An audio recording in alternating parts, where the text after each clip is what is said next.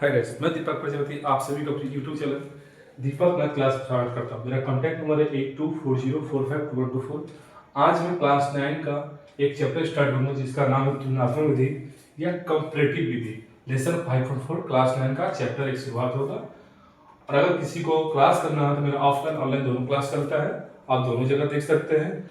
आज मैं क्लास 9 का एक सवाल बताने वाला हूँ जिसका चैप्टर का नाम है तुलनात्मक विधि। मैं एक क्वेश्चन लिख रहा हूँ, ध्यान से देखिएगा आप लोग। पहला क्वेश्चन दिया होगा बोर्ड पर 2x + y = 8, ये समीकरण 1 हो गया। दूसरा दिया हुआ है 2y - 3x - 5 समीकरण 2। ये आपका कंपेयर करना है तुलनात्मक विधि। तो याद रखिएगा 1 का 3 2 का 4, यहाँ 1 का 3 और 2 का 4 करेंगे तो लिखेंगे हल। क्या लिखेंगे? हल समीकरण 1 में। समीकरण 1 में इसको उतारेंगे 2x + y = 8। आप किसी एक का तुलना कर सकते हैं, आप चाहे x का वैल्यू निकाल सकते हैं चाहे y का, आप जिस पर इच्छा हो। हम यहाँ पर और लिखेंगे, यहाँ y को छोड़ेंगे, उधर जाएगा तो 8 - 2x = समीकरण 3। ये समीकरण 3 हो गया। डायरेक्ट हम करते समीकरण 3। अब लिखेंगे फिर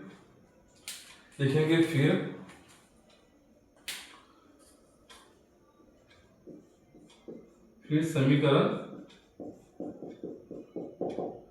2 में। समीकरण 2 है, उतारेंगे 2y, उतारा जाएगा 2y - 3x - 5। यहाँ और लिखेंगे 2y यही छोड़ेंगे, ये -5 है, -5 का -5 उतारेंगे, -5 को -5 उतारेंगे, उधर जाकर हो जाएगा +3x।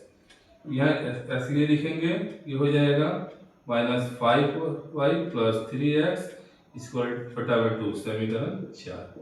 हम यहाँ से भी y का वैल्यू निकाल लेंगे, यहाँ से भी y का वैल्यू निकाल लेंगे, दोनों जगह से y का वैल्यू निकाल लेंगे, यहाँ से भी y का वैल्यू, यहाँ से भी y का वैल्यू निकाल लेंगे। अब तुलना करेंगे तो लिखेंगे क्या? समीकरण, तुलना किया जाएगा तो लिखेंगे क्या? समीकरण 3 और समीकरण 4 का तुलना करने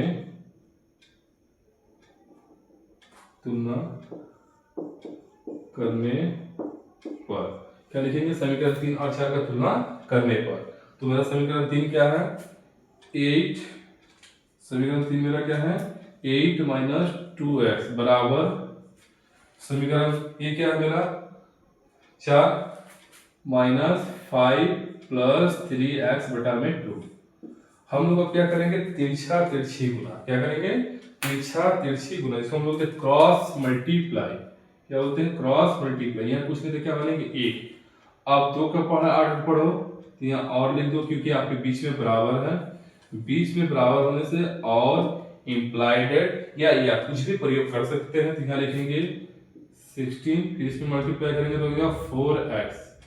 हाँ, अब 1 का पढ़ा -5 हो गया -5, 1 का पढ़ा तो 2 3 हो गया 3x।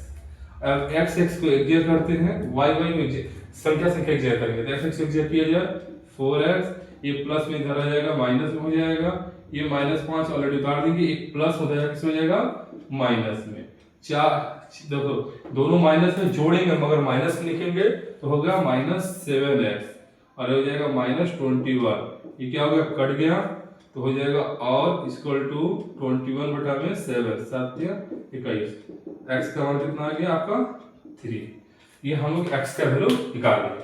यहाँ जब x का वैल्यू निकालेंगे, अब हम लोग y का वैल्यू निकालेंगे तो यहाँ लिखेंगे x का मान समीकरण 3 में रखने पर। x का मान समीकरण 3 में रखने पर, जब x का मान समीकरण 3 में रखेंगे तो होगा क्या? y लिखेंगे y = 8 - 3x। यहाँ और लिखेंगे y लिखेंगे 8 माइनस 3, यहाँ एक्स की जगह लिखेंगे, एक्स की जगह बैठाएंगे आपका, और एक्स का मान कितना है मेरा, एक्स का मान कितना है मेरा, एक्स का मान मेरा है, एक्स का मान 3, तो यहाँ लिखेंगे, और 8 3 दूनी 6, क्या लिखेंगे 3 दूनी 6, इसलिए y बराबर 2। यहाँ से y का मान निकाल लिए, x का मान आ गया 3, y का मान आ गया 2। अब लिखेंगे अभिष्ट हल बराबर, अब लिखेंगे अभिष्ट हल बराबर, लिखा जाएगा x और y, x बराबर 3, y बराबर 2। ये रहा आंसर।